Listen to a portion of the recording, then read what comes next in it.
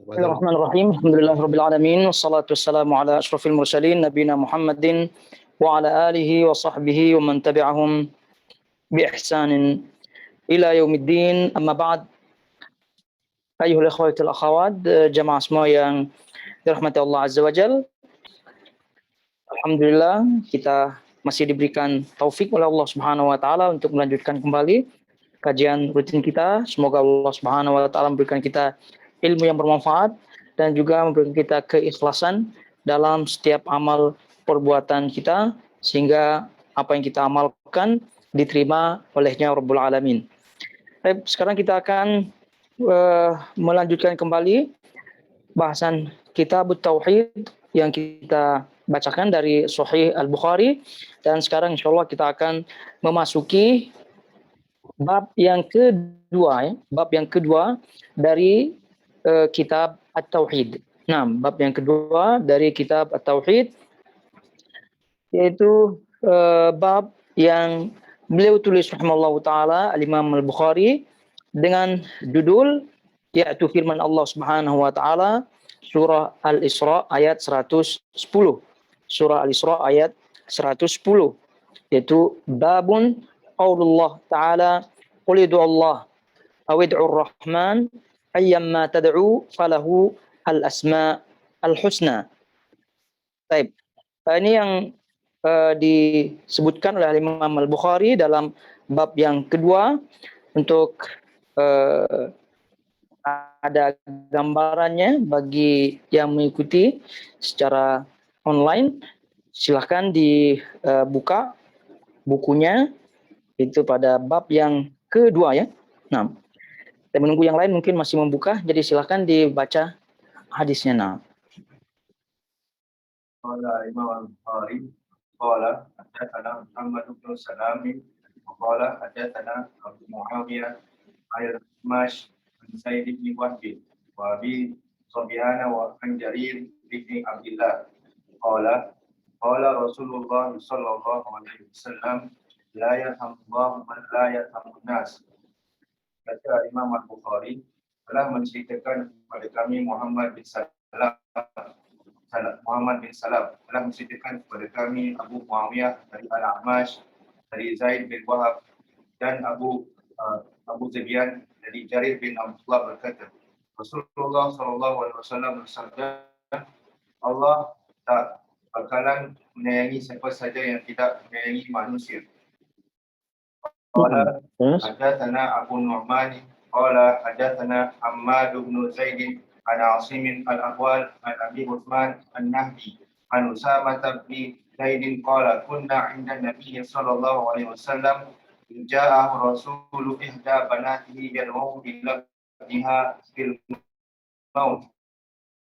Faqala an-nabiy sallallahu alaihi wasallam irji' ilaiha wa akhbirha anna lillahi ma akhadha wa lahu ma ata wa kullu shay'in indahu bi ajalin musamman famurha faltasbir wal tahtasib wa 'adat ar-rasul annaha qad aqsamat atatiyanna faqama an-nabiy sallallahu alaihi wasallam faqama ma'ahu Sa'd bin Ubadah wa Mu'adz bin Jabal wa dufi'a as-sabiyyu ilayhi wa nafsuhu faqa'u la'annaha fi shannin وقضت عيناه فقال له سعد يا رسول الله ما هذا؟ قال هذه رحمة جعلها الله في قلوب عباده وإنما يرحم الله من عباده الرحماء. Telah menceritakan kepada kami Abu Nu'man telah menceritakan kepada kami Muhammad bin Zaid dari Asim al-Ahwal dari Abu Uthman an-Nahdi dari Usamah bin Zaid berkata, kami di sisi Nabi SAW. Lantas putusan salah seorang di antara kedua puteri beliau memanggilnya kerana anak laki-lakinya diambang kematian. Lantas Nabi bersabda kepada sang utusan, pulanglah engkau ke rumah anak puteriku dan beritahukanlah kepadanya bahawa segala milik Allah lah yang diambilnya dan apa yang diberikannya, dan segala sesuatu di sisinya telah ada ketentuan yang ditetapkan.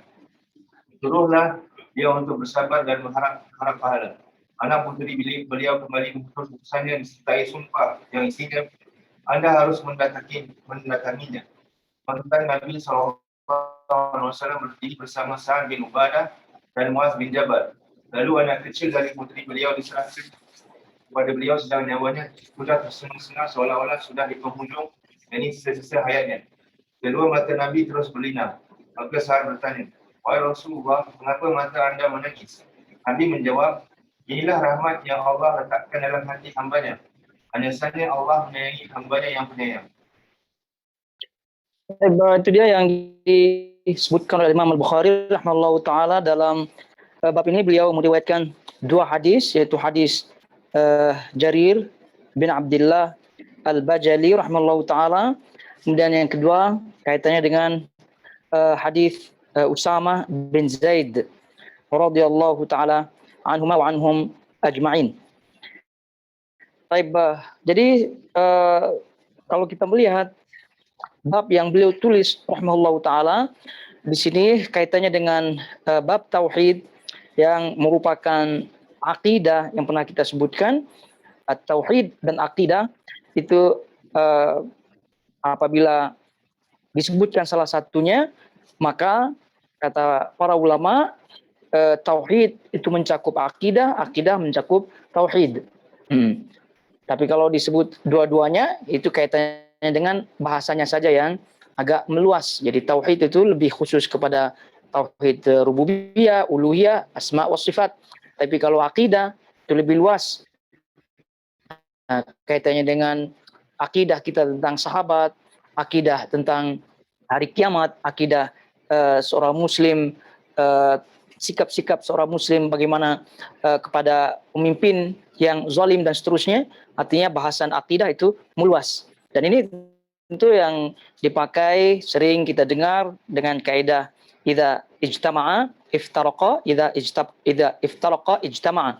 Jadi apabila satu istilah atau kalimat tersebut digabungkan atau terdapat dalam satu teks, maka maknanya berbeda, lain. Tapi kalau disebutkan berlainan teks, maka maknanya satu. Ya, dalam hal ini akidah dengan tauhid contohnya dari Imam Al-Bukhari rahimahullahu taala di sini menyebutkan kitab tauhid, beliau tidak sebutkan akidah. Jadi maknanya tauhid itu mengandung mencakup bahasan akidah.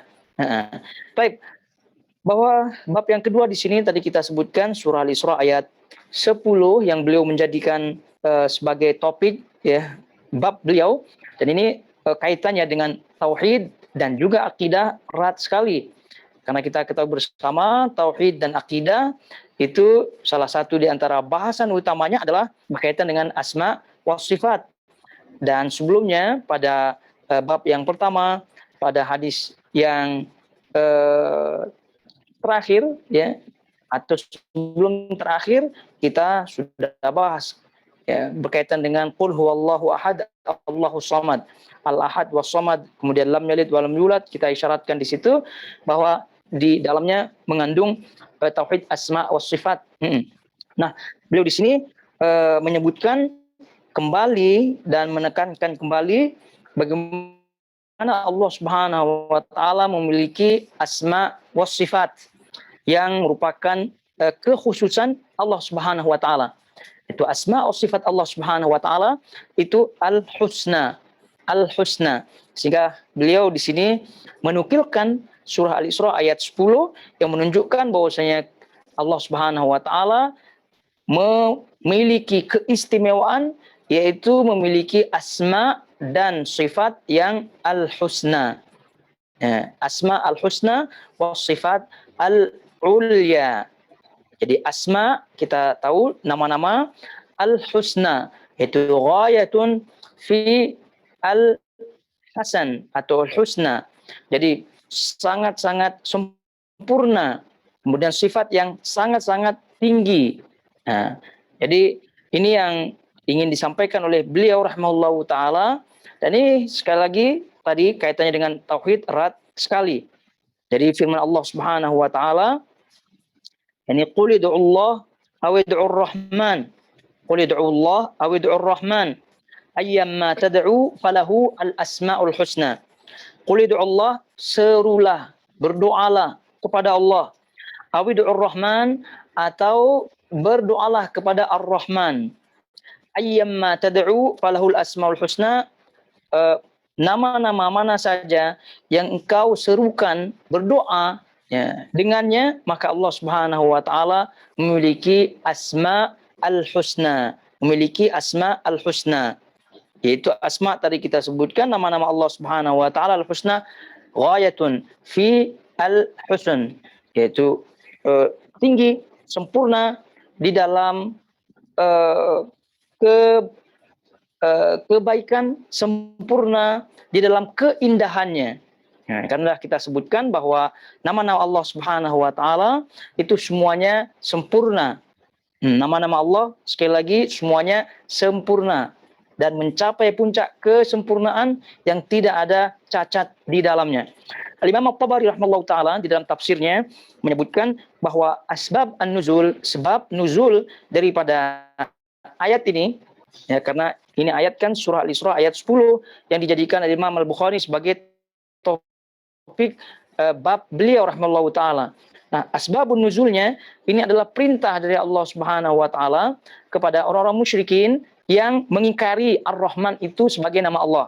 Jadi mereka tidak mau menerima, ya, mengingkari nama Ar-Rahman. Kalau nama Allah mereka terima, tapi kalau nama Ar-Rahman tidak diterima.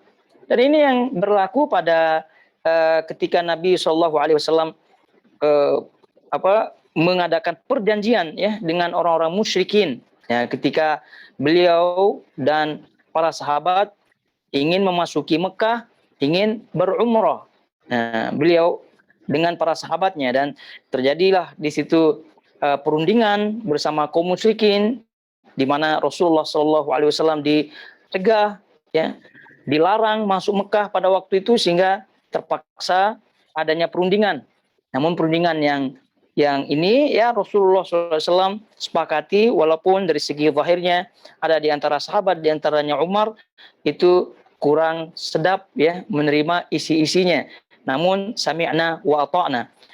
Dan terbukti bahwasanya apa yang disepakati oleh Rasulullah SAW itu memiliki hikmah di kemudian hari, sehingga terjadilah Fathu Mekah.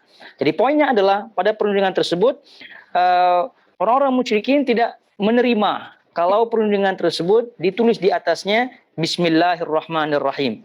Karena mereka menyebutkan Ar-Rahman kami tidak kenal.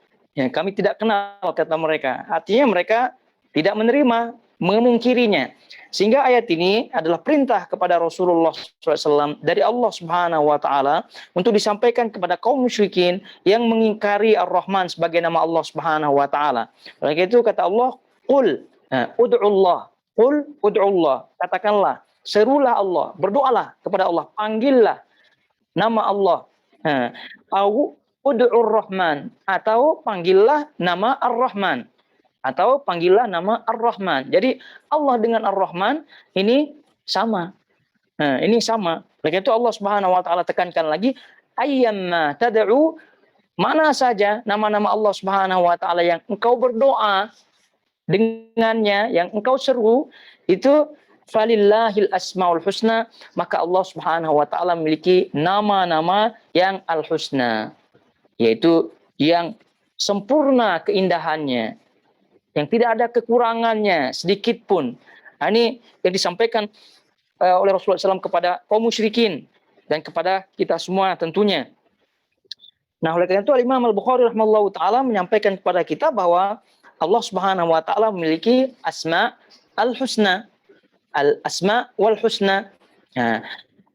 Nah, kaitannya dengan asma al-husna ini bahasanya pernah kita lalui panjang lebar tentunya, dan tapi ini membuktikan bahwa Imam Al-Bukhari rahimahullahu taala sebagai imam Ahlus Sunnah wal Jamaah, imam dari kalangan salafus saleh, itu menetapkan adanya nama-nama dan sifat-sifat Allah Subhanahu wa taala.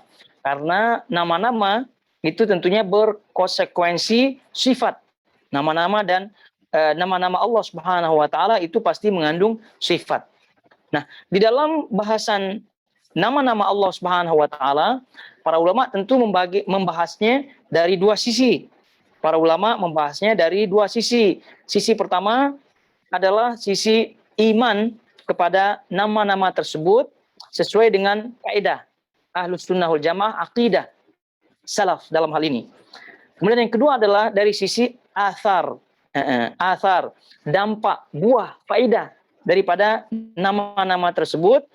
Kalau dengan kaidah akidah salaf Ahlussunnah wal Jamaah, ini telah disebutkan oleh para ulama dalam kitab-kitab mereka, keterangan-keterangan mereka bahwa tidak boleh ditakwil, bahwa tidak boleh diingkari, ditaktil, ditasbih, ditamtsil dan seterusnya. Nah, itu yang pertama. Yang kedua tadi kita sebutkan sisi melihat dari sisi athar, faedah, buah, dampak daripada mempelajari atau mengimani nama-nama Allah Subhanahu wa taala tersebut sesuai dengan akidah Ahlussunnah wal Jamaah. Ya tentu kedua bahasan ini tidak bisa kedua sisi bahasan ini tidak bisa dilepaskan satu sama lainnya.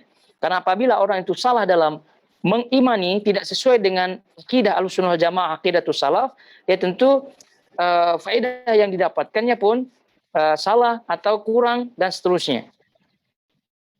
Nah, kemudian ayul khawatul akhawat, jamaah semua yang dirahmati Allah Azza wa Jal, di sini tentu kalau kita berbicara Allah Subhanahu wa taala ya memiliki nama-nama dan sifat-sifat tentunya yang pernah kita sebutkan bahwa nama-nama pasti mengandung sifat. Nama-nama pasti mengandung sifat Allah Subhanahu wa taala. Dan dari nama Allah Subhanahu wa taala itu boleh diambil sifat. Ya, tidak sebaliknya, tidak semua sifat Allah Subhanahu wa taala boleh diambil darinya nama. Tidak semua sifat Allah Subhanahu wa taala boleh diambil darinya nama Allah Subhanahu wa taala. Tapi tadi kita sebutkan kalau nama-nama Allah Subhanahu wa taala sudah pasti boleh diambil darinya sifat Allah Subhanahu wa taala. Kemudian juga faedah dari mempelajari nama-nama Allah Subhanahu wa taala dan seterusnya sifat-sifatnya tentu banyak sekali. Sebagaimana halnya kita mempelajari tauhid Allah Subhanahu wa taala. Kita akan mendapatkan iman yang kuat, kemudian kecintaan kepada Allah Subhanahu wa taala yang bertambah, takut kita kepadanya, tawakal kita kepadanya, kepada Allah Subhanahu wa taala. Itu kalau kita mempelajari dan mentadabburi nama-nama Allah Subhanahu wa taala. Sehingga tadi dah kita sebutkan dua sisi dibahas ya, asma Allah Subhanahu wa taala dari sisi iman menurut akidah Ahlussunnah wal Jamaah, aqidatus salaf. Kemudian dari sisi athar, dampak, faedah gimana? Sehingga banyak di antara Asmaul Husna, fikih Asmaul Husna itu pelajaran-pelajaran, pemahaman-pemahaman, faedah yang diambil, bahasan yang sangat-sangat penting sekali. Karena apabila orang itu telah memahami nama-nama dan sifat Allah Subhanahu wa taala, maknanya dia semakin kenal kepada Allah dan semakin dekat kepada Allah. Kalau sudah kenal dan dekat, maka tentu Allah akan bertambah. Bagaimana yang disebut hadisnya di sini, sebelum kita melihat kandungan daripada hadisnya.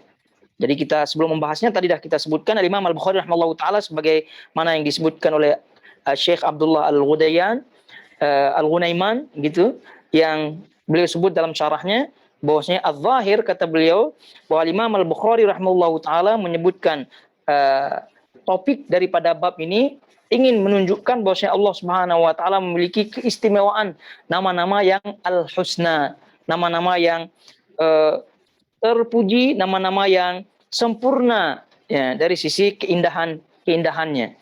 Baik, kata Imam Al-Bukhari rahimahullahu taala meriwayatkan kepada kita, haddatsana Muhammad bin Salam, haddatsana Abu Muawiyah an Al-A'mash an Zaid bin Wahb wa Abi Dhubyan an Jarir bin Abdullah qala qala Rasulullah sallallahu alaihi wasallam la yarhamullah man la yarhamun nas. La yarhamullah man la yarhamun nas. Baik, ini langsung saja kita melihat sahabat yang meriwayatkan hadis ini. Di sini disebut Jarir ibn Abdullah. Jarir ibn Abdullah Al-Bajali radhiyallahu taala anhuma. Jadi Jarir bin Abdullah Al-Bajali Ini adalah seorang sahabi jalil, sahabat yang mulia tentunya, di mana Rasulullah Shallallahu Alaihi Wasallam itu sangat uh, memberikan perhatian ya kepada beliau dan menghormatinya. Ya, walaupun beliau radhiyallahu ta'ala anhu terhitung Islamnya di akhir, ya, karena beliau pada waktu itu datang kepada Rasulullah SAW di akhir hayat Rasulullah SAW. Namun demikian adanya Rasulullah SAW sangat memperhatikan ini Jarir bin Abdullah Al-Bajali radhiyallahu ta'ala anhu. Dengan dibuktikan Rasulullah Shallallahu Alaihi Wasallam memberitahukan sahabat-sahabat yang lain, bahwa ini Jarir datang. Nah ini tentu kalau sudah demikian berarti ini orang yang sangat tinggi ya kedudukannya. Nah, diberikan perhatian lebih oleh Rasulullah SAW, dan tidak hanya itu, Rasulullah SAW membentangkan ridanya. Nah, kalau kata sekarang nih gutrohnya, gitu, selendangnya untuk Jarir bin Abdullah Al-Bajali ini. Ini membuktikan bahwasanya beliau radhiyallahu taala anhu sangat diperhatikan oleh Rasulullah Shallallahu Alaihi Wasallam, dan beliau radhiyallahu taala anhu membaiat sebagaimana yang disebut oleh beliau dalam hadis riwayat Imam Muslim, bayatu Rasulullah Shallallahu Alaihi Wasallam ala iqamis shalah wa ita'iz zakah wa nushi likulli al-muslim. Aku membaiat Rasulullah SAW untuk senantiasa mendirikan sholat, menunaikan zakat, dan menasihati setiap muslim. Oleh karena itu para ulama dalam biografi al-Imam sahabi Jarir bin Abdullah Al-Bajali ini disebutkan bahwa beliau tidak pernah takut dalam menyuarakan kebenaran. Tidak pernah takut dalam menyuarakan kebenaran, menyampaikan kebenaran. Karena dia telah membaiat Rasulullah SAW, kata baiatnya tadi yang terakhir, wa nushi likulli muslim. Dan aku telah membaiat Rasulullah SAW untuk menasihati setiap muslim. Jadi tak pandang mau muslim bagaimana bentuknya, beliau radhiyallahu ta'ala tak takut. Ya tentu ketika menasihati muslim yang menjadi pemimpin, ya ada kaedahnya. Oleh karena itu, dalam sikap kita terhadap pemimpin, itu contoh yang ada pada sahabat Nabi SAW adalah contoh yang terbaik. Nah ini Jarir bin Abdullah Al-Bajali tidak pernah takut dalam biografinya karena memang baiat kepada Rasulullah SAW. Jadi bagaimana orang seperti Jarir bin Abdullah Al-Bajali tidak pernah takut dalam menasihati setiap kaum muslimin, tapi beliau tidak pernah menasihati sembarangan, sembarangan dan tidak memiliki hitung-hitungan. Tidak seperti kita kebanyakan sekarang di akhir zaman, hanya berani di mimbar saja. Kalau di mimbar itu masalah berapi-rapi gitu. Tapi kalau dia dah di depan, udah mulai takut. Nah, ini Jarir bin Abdullah Al-Bajali. Kemudian Jarir bin Abdullah Al-Bajali radhiyallahu taala anhuma ini di antara sifat-sifat yang disebutkan oleh para ulama dalam biografinya adalah beliau tinggi. Ya, sifat khalqiyah, sifat badan beliau tinggi. Sampai-sampai kalau beliau naik kuda gitu tersentuh kakinya ke tanah. Itu menunjukkan tinggi. Tapi kelebihan beliau radhiyallahu ta'ala anhu bahwa disebutkan beliau ini handsome. Ya, handsome beliau. Sehingga dijuluki Yusuf hadil ummah. Yusufnya umat ini. Gitu. Beliau radhiyallahu taala anhu. Nah, jadi ringkasnya beliau meninggal disebutkan tahun 51 Hijrah atau setelahnya. 51 Hijriah dan setelahnya atau setelahnya. Ya, karena ini khilaf para ulama tahun wafat beliau. Ini sedikit berkaitan dengan Jarir bin Abdullah Al-Bajali radhiyallahu taala anhuma. Ini nama beliau Jarir bin Abdullah, ayahnya ya kedua-duanya ini Islam, kedua-duanya sahabi. Nah, jadi kita sebut radhiyallahu anhuma.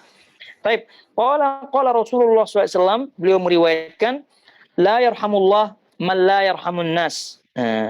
Allah Subhanahu wa taala tak akan menyayangi siapa saja yang tidak menyayangi manusia.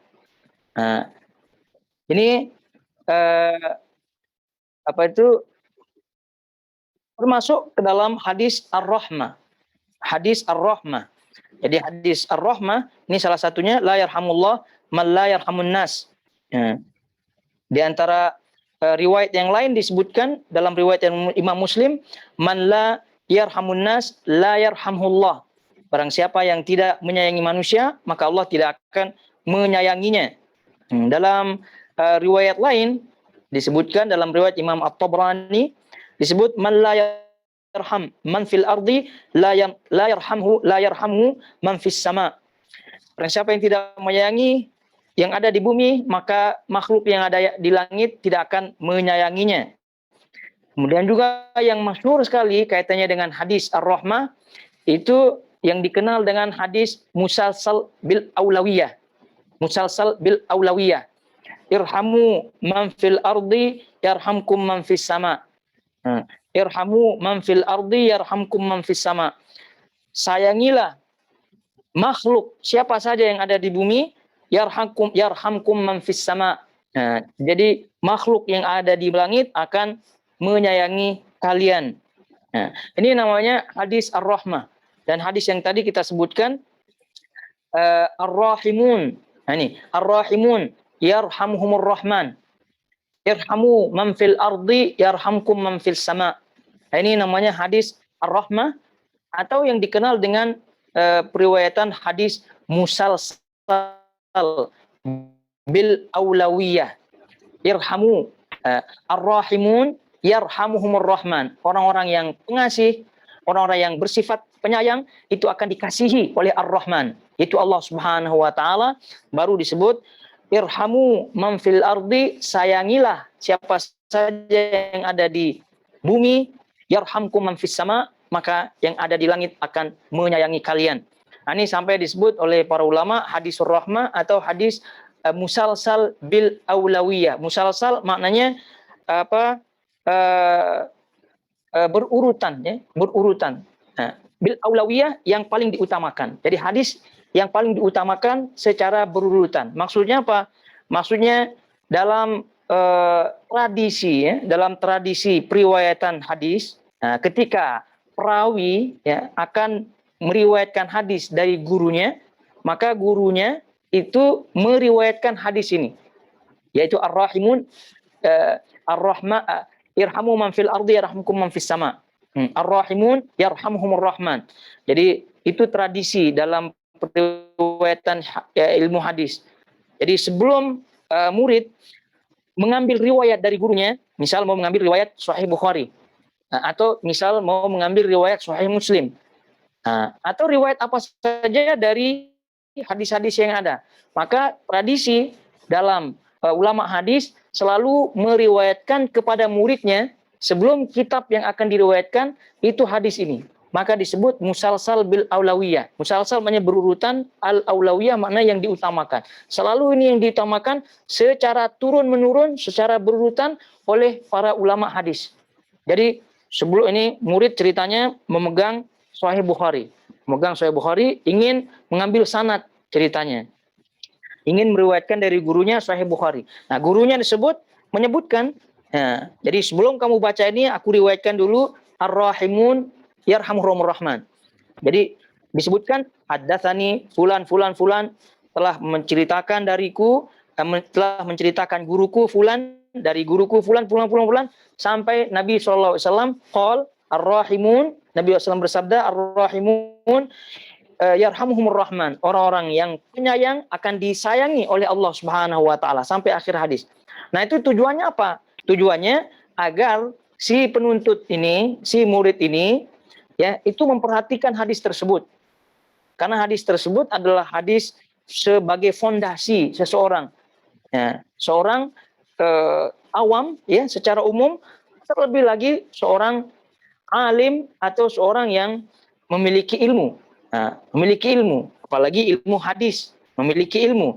Jadi ini adalah fondasi utama agar seluruh gerakannya, ilmu yang akan disampaikannya itu selalu didasari dengan kasih sayang. Itu maksudnya. Karena kalau ilmu ini tidak didasari oleh kasih sayang, nanti tasyadud jadinya. Ya. tegas, keras, bukan pada tempatnya. Sehingga sebagaimana pernah kita sebutkan pada pertemuan hari Jumat, kaitannya dengan al-qunut, kaitannya dengan berputus asa, itu kan salah satu di antara yang membuat orang putus asa. Tegas, bukan pada tempatnya. Nah, tegas bukan pada tempatnya itu menunjukkan tidak ada rahmah, ya, kasih sayang pada orang tersebut. Sehingga tadi kita sebutkan tradisi ahli hadis sebelum meriwayatkan kitab-kitab hadis itu selalu diutamakan hadis rahmah, selalu diutamakan diriwayatkan hadis rahmah, atau dengan masyhur disebutkan atau dinamakan al musalsal bil aulawiyah. Nah, itu al musalsal bil aulawiyah. Jadi kalau tadi jadi itu tradisi. Ini menunjukkan bahwasanya para ulama itu menyiapkan murid-muridnya dari zaman dahulu. Ini dari zaman tabi'in sampai turun sampai sekarang, itu selalu hadis yang pertama disebutkan itu. Pasti itu diriwayatkan. Pasti itu diriwayatkan. Karena itu disebut hadis yang diutamakan secara berurutan turun-menurun. Agar apa? Agar murid itu menjadi orang yang penyayang dalam menyampaikan ilmunya. Dan kemudian diturunkan kepada murid-muridnya seterusnya. Nah, ini dia. Baik. Kemudian kita lihat di sini, la yarhamullah man la yarhamun nas. Nah, ini tentu hadis tadi termasuk hadis rahmah dengan riwayat-riwayat yang berbeda, dan yang paling masyhur adalah riwayat tadi hadis al-musalsal bil aulawiyah. Jadi Allah Subhanahu wa taala tidak akan menyayangi siapa saja yang tidak menyayangi manusia. Nah, karena Allah Subhanahu wa taala sendiri yang mengatakan kataba ala nafsihi ar-rahmah. Allah telah mewajibkan pada dirinya ar-rahmah, yaitu sifat rahmah, kasih sayang.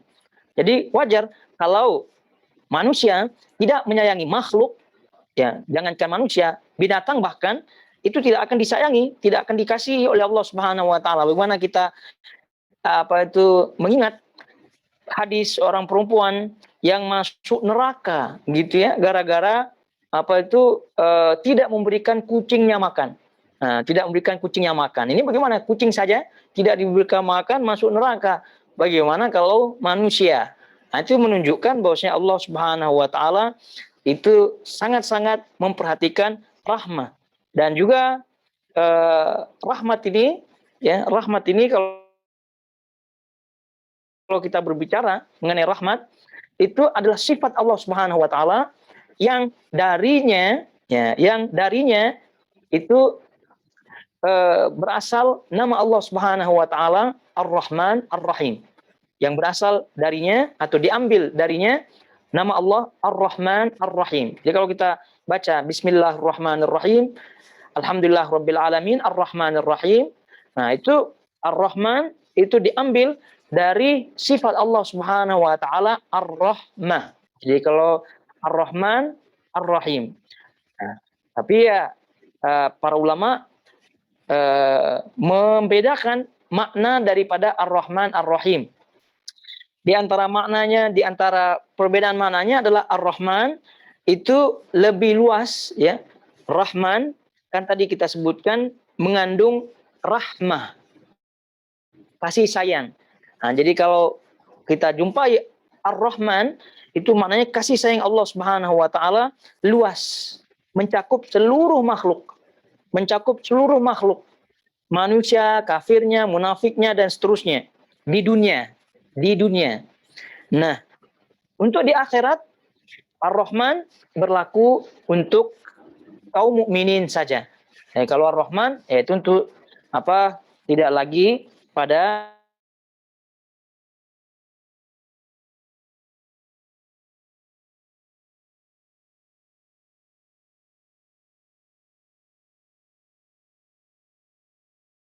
orang-orang kafir. Ini berbicara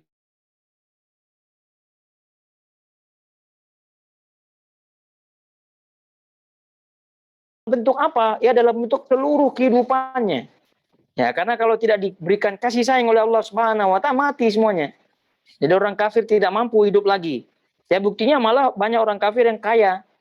Ya, itu maknanya Ar-Rahman di situ. Ar-Rahman, nama Allah Subhanahu wa taala. Allah memberikan rahmat, kasih sayang tapi yang bersifat umum di dunia saja, di dunia saja. Binatang contohnya, binatang macam-macam kasih sayang Allah, rahmah Allah Subhanahu wa taala kepada binatang. Kucing, ada kucing liar, ya, ada kucing peliharaan. Itu bentuknya kasih sayang Allah Subhanahu wa taala yang lain. Ya. Bagaimana Allah Subhanahu wa taala menghidupkan mereka semua secara umum, itu Rahman. Kalau Rahim itu bersifat khusus. Rahmat.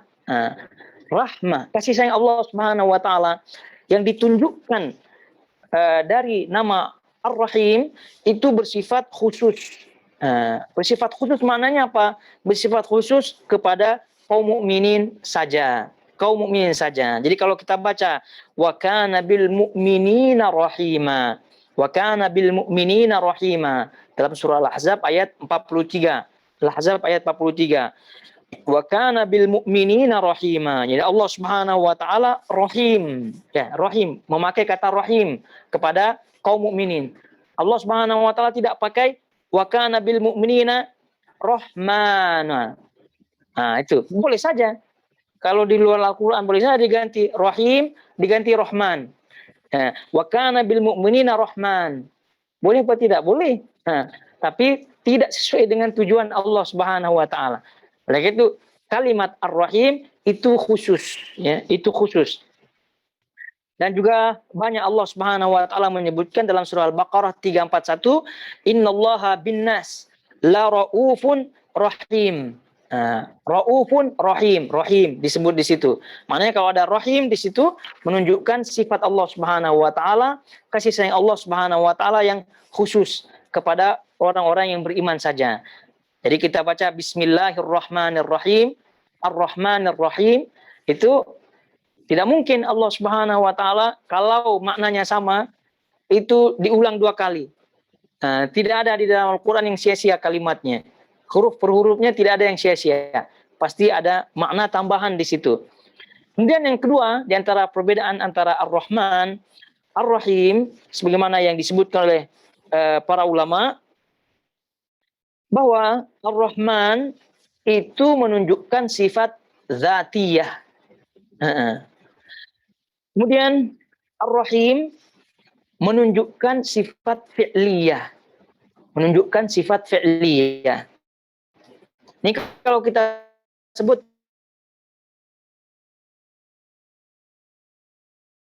sayang. Kasih sayang.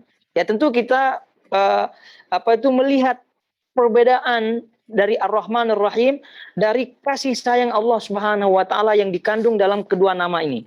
Ya tadi kalau kita lihat kasih sayang Allah Subhanahu wa taala yang ditunjukkan oleh Ar-Rahman itu bersifat umum kepada seluruh makhluk. Rahmah, kasih sayang Allah Subhanahu wa taala yang ditunjukkan oleh Ar-Rahim bersifat khusus. Kemudian selanjutnya tadi Ar-Rahman itu menunjukkan sifat dzatiyah. Maksudnya apa? Nanti sebelumnya kita ulangi saja, murojaah saja. Sifat Allah Subhanahu wa taala kan dibagi menjadi 2 secara umum. Ada sifat dzatiyah, ada sifat fi'liyah. Ada sifat yang ditunjukkan sifat dzatiyah, mana yang tidak boleh lepas dari Allah Subhanahu wa taala. Ada sifat fi'liyah yang berkaitan dengan fi'il, perbuatan Allah Subhanahu wa taala itu kehendak Allah Subhanahu wa taala. Yaitu kalau Allah berkehendak ya dilakukannya, kalau tidak berkehendak ya tidak dilakukannya. Itu nama fi'liyah sebagaimana pernah kita pelajari sebelum-sebelumnya. Nah, ini Ar-Rahman menunjukkan sifat dzatiyah. Sifat dzatiyah. Apa maksudnya? Bahwa tadi kita sebutkan Ar-Rahman mengandung sifat rahmah. Sifat rahmah yaitu kasih sayang. Nah, kenapa disebut oleh para ulama sebagai sifat dzatiyah? Ya. Jadi rahmah, sifat rahmah yang dikandung oleh nama Ar-Rahman disebut sebagai sifat dzatiyah karena sifat zat bagi Allah itu penyayang, pengasih, penyayang. Nah, jadi sifat penyayang yang tidak boleh dilepaskan, tidak bisa dilepaskan dari zat Allah Subhanahu wa taala itu kan tadi kita sebutkan sifat dzatiyah. Maka kalau disebut Ar-Rahman, jadi kita ingat Allah Subhanahu wa taala itu memiliki sifat rahmah yang tidak bisa dilepaskan darinya secara zat. Nah, tidak bisa dilepaskan darinya secara zat.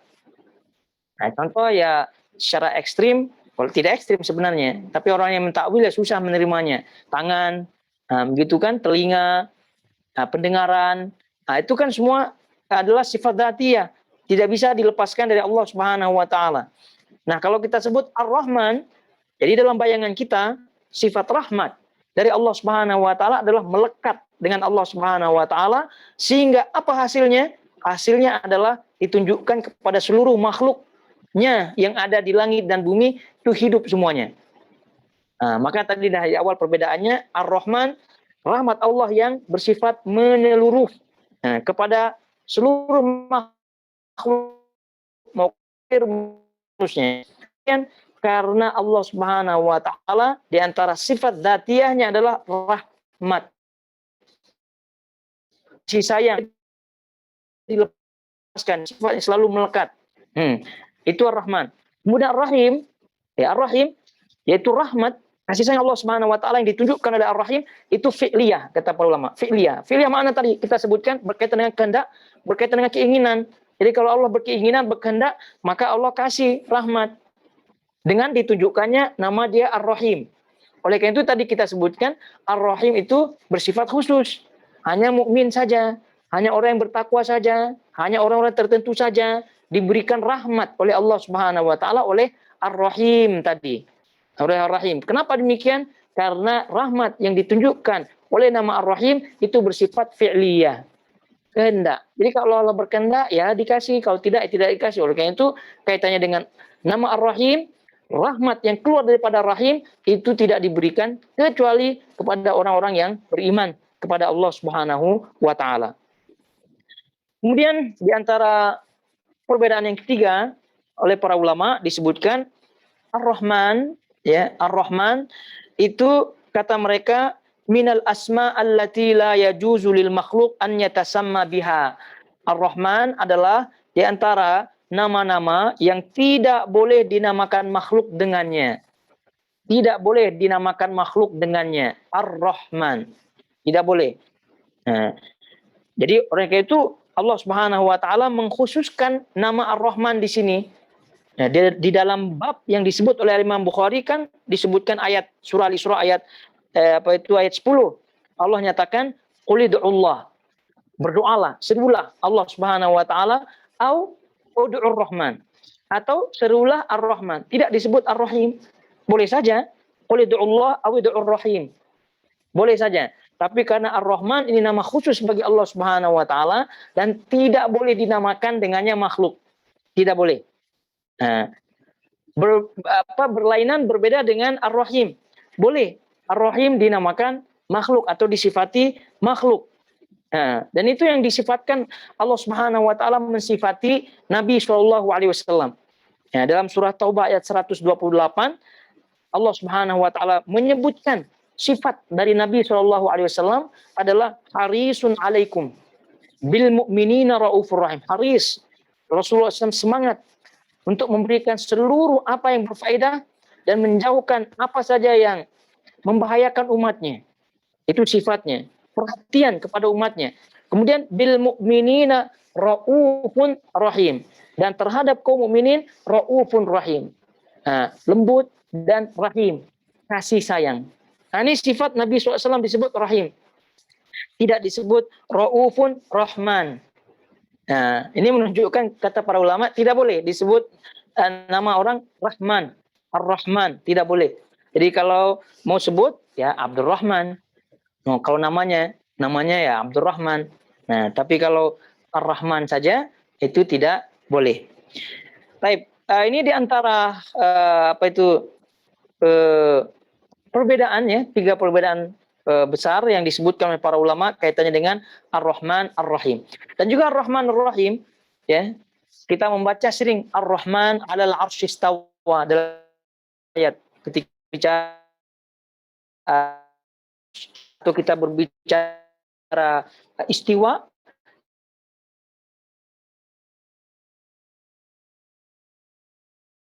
Nah, kenapa disebut Ar-Rahman 'alal arsy istawa, tidak Ar-Rahim 'alal arsy istawa? Ya, kenapa demikian? Karena Ar-Rahman cakupannya luas. Cakupannya luas. Kenapa demikian? Ini Allah Subhanahu wa taala berbicara, dia Allah Subhanahu wa taala beristiwa di atas arsy. Sementara arsy ini adalah makhluk Allah yang paling besar, yang meliputi seluruh makhluk. Yang meliputi seluruh makhluk, langit dan bumi, itu tidak ada apa-apanya dari dibanding dengan arsy. Jadi sesuailah Allah Subhanahu wa taala sebut dirinya Ar-Rahman. Tidak sebut Ar-Rahim. Karena Ar-Rahim tadi kita sebutkan rahmah yang bersifat khusus. Cakupannya tidak seluas Ar-Rahman. Jadi karena ini Ar-Rahman cakupan rahmatnya luas, maka sesuailah Allah menyebutkan dirinya Ar-Rahman 'alal arsy istawa, karena Allah Subhanahu wa taala sedang menyebutkan dirinya beristiwa di atas arsy. Sementara arsy ini adalah makhluk yang paling besar. Ya, Allah Subhanahu wa taala yang meliputi seluruh makhluknya. Baik. Selanjutnya kita lihat di sini, la yarhamullah man la yarhamun nas. Allah tidak akan menyayangi siapa saja yang tidak menyayangi manusia. Ini tentu sifat-sifat yang Allah Subhanahu wa taala dah tadi kita sebutkan, Allah mewajibkan pada dirinya untuk bersifat rahmat. Nah, untuk bersifat rahmat. Nah, kemudian rahmat Allah Subhanahu wa taala, ya, ini ada yang bersifat itu rahmat Allah Subhanahu wa taala yang disandarkan kepadanya, rahmat Allah Subhanahu wa taala yang disandarkan kepada Allah Subhanahu wa taala. Ini ada dua. Yang pertama adalah rahmat yang merupakan sifatnya, rahmat yang merupakan sifatnya. Baik. Kemudian rahmat yang merupakan ciptaannya. Nah, rahmat yang merupakan ciptaannya. Ada dua tadi kita sebutkan, rahmat yang merupakan sifatnya.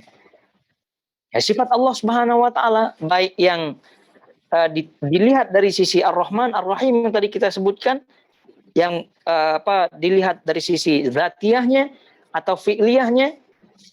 Baik. Nah, kemudian rahmat yang merupakan makhluknya, ciptaannya.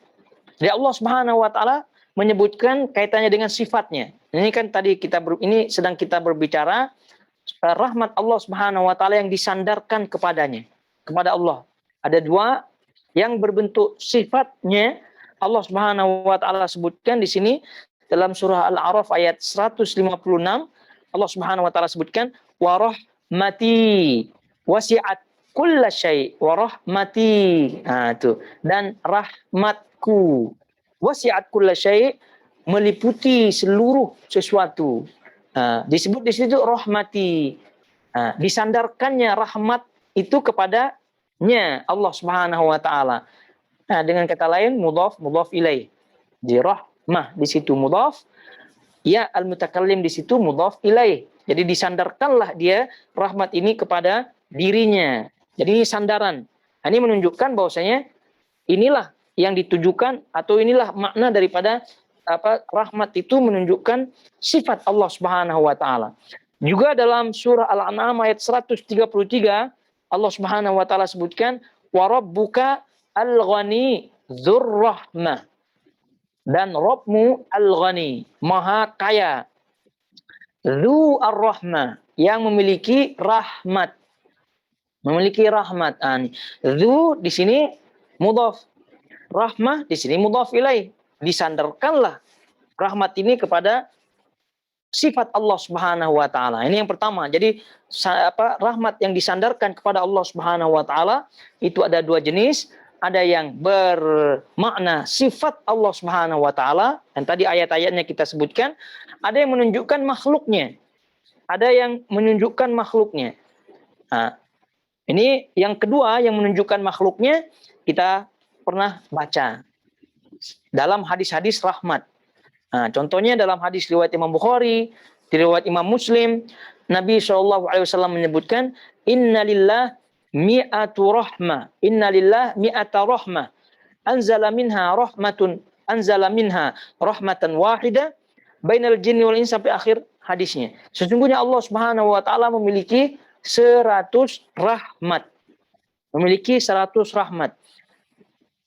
Allah hanya menurunkan satu rahmat saja yang dibagi kepada jin, manusia, binatang, dan seterusnya. Yang dengannya mereka berkasih sayang. Satu rahmat saja. Nah, ini rahmat yang ini apakah sifat Allah atau makhluknya? Nah, makhluk Allah Subhanahu wa taala. Oleh karena itu dalam bab silaturahim, silaturahim, hubungan kerabat dan seterusnya, rahim itu kan rahim diambil daripada rahmah, dan rahim ini adalah makhluk Allah Subhanahu wa taala. Nah, jadi ini yang kedua, bahwasanya Allah Subhanahu wa taala rahmat yang disandarkan kepada Allah Subhanahu wa taala adalah makhluk. Yang kedua jenisnya, yang tadi kita sebutkan Allah Subhanahu wa taala memiliki 100 rahmat. 100 rahmat. Ini rahmat yang dimaksud di sini apakah sifat atau makhluk? Makhluk.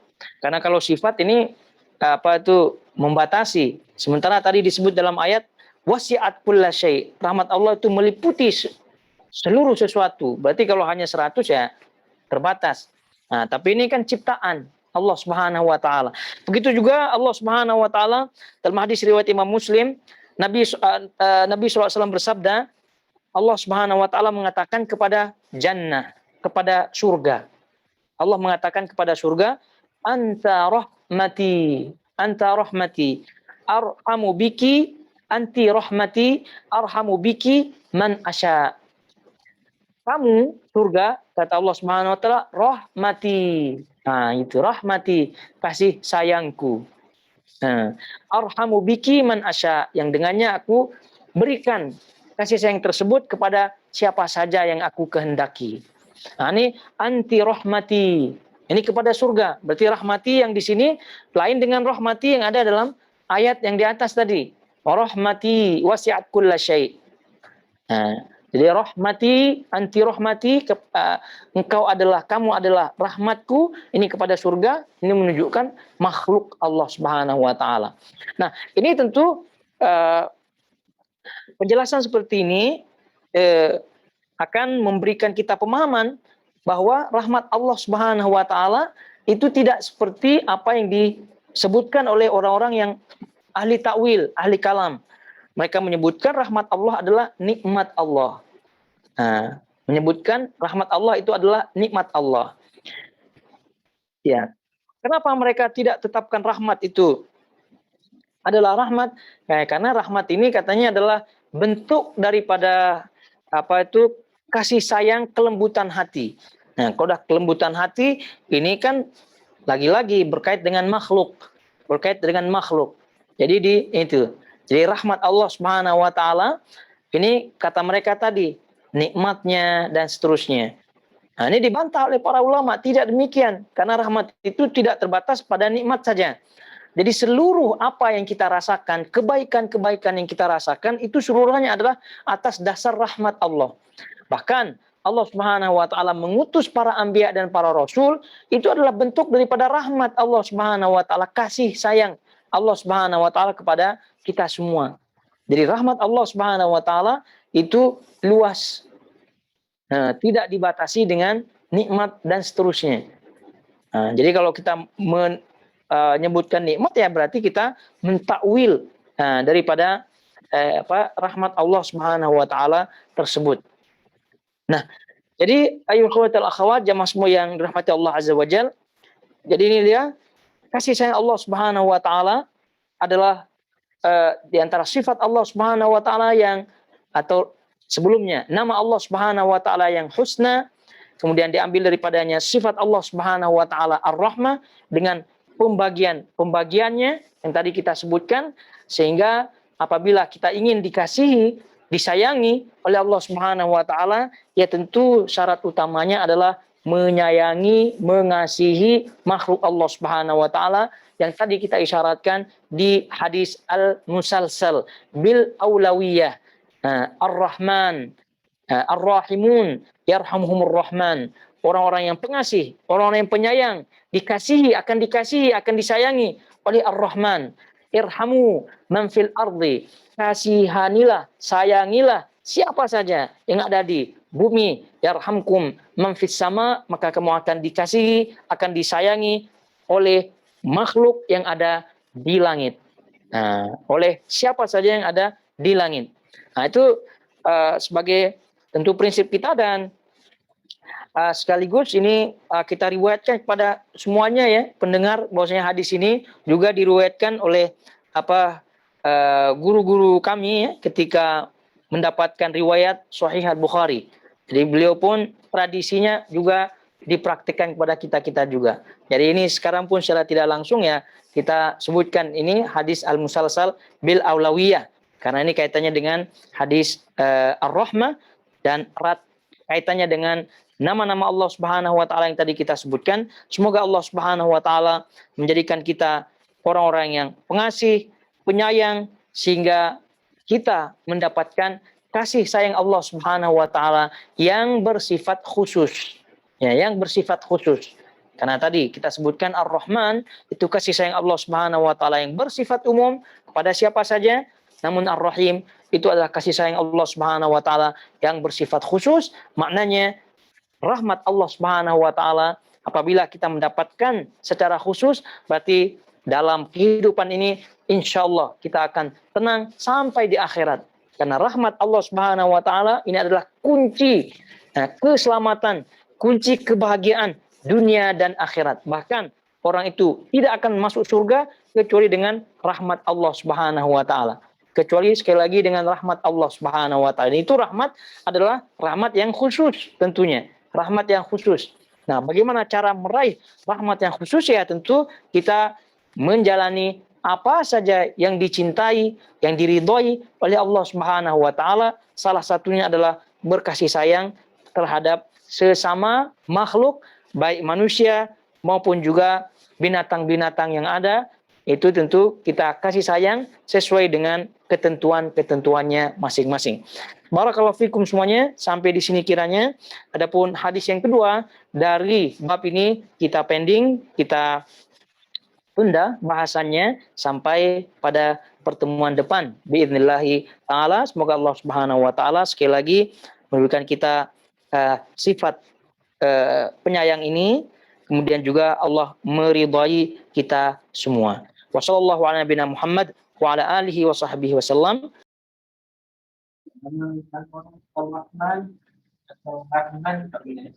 Kita panggil dia aja.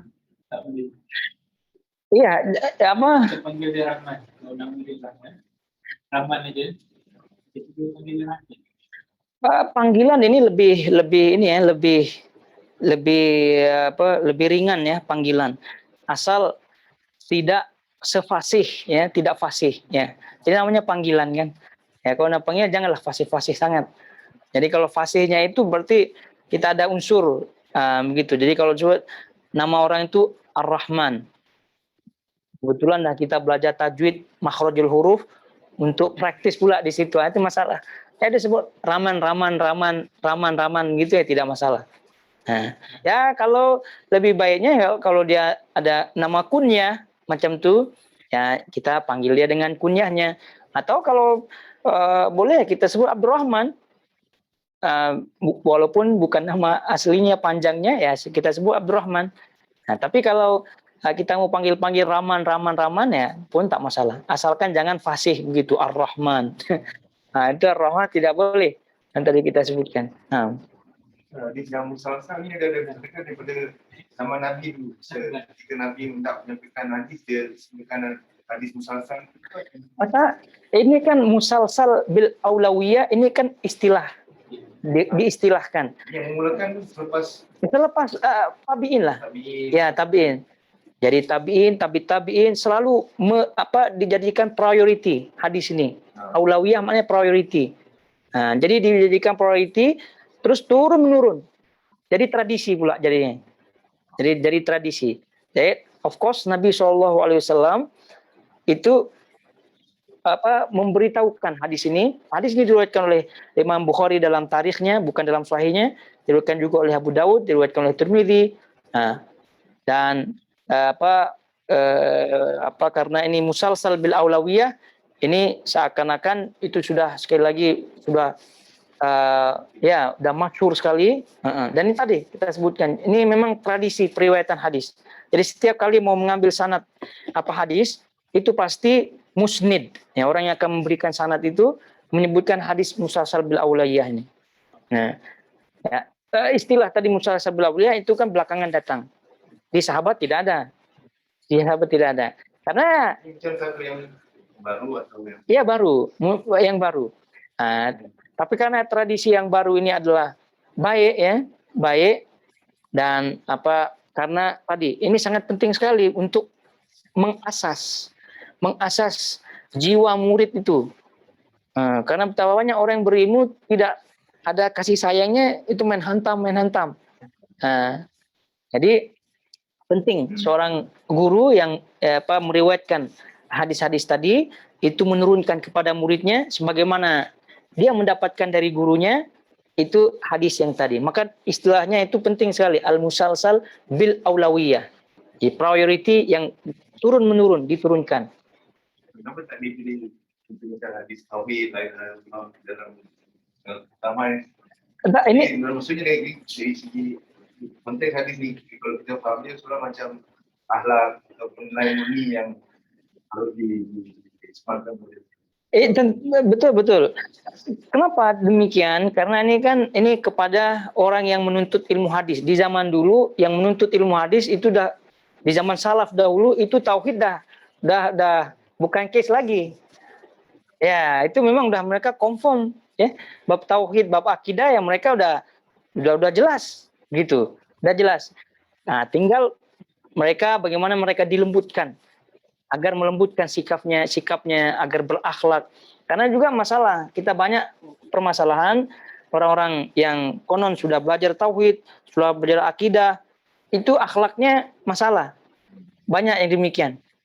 Dan kita ingat beberapa kitab-kitab akidah seperti Al-Imam As-Sabuni contohnya, seperti Al-Wasithiyah, Syekhul Islam Taimiyah, itu kan berbicara akidah, semua banyak akidah. Di akhir-akhir bahasan itu ada akhlak.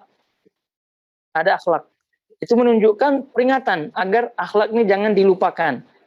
Nah, ini kenapa tidak musalsal bil aulawiyah ini tauhid? Nah, ini karena ini sudah jadi istilah ya sejak zaman salaf dahulu, itu kita ini merujuk ke salaf dahulu. Jadi ini bukan isu lagi, bukan jadi masalah lagi yang tauhid dan akidahnya. Nah, jadi lebih kepada akhlak. Tapi kalau zaman sekarang ya tentu ya itu lain kisah. Ini kan kita berbicara musalsal bil aulawiyah dalam istilah periwayatan ulama-ulama yang meriwayatkan ilmu hadis. Nah, bukan berarti dalam seluruh kehidupan kita bahwa ini akan kita jadikan keutamaan, bahasan dan seterusnya. Ya. Nah, subhanakallahumma wa bihamdika asyhadu an la ilaha illa anta astaghfiruka wa atubu ilaik. Assalamualaikum warahmatullahi wabarakatuh.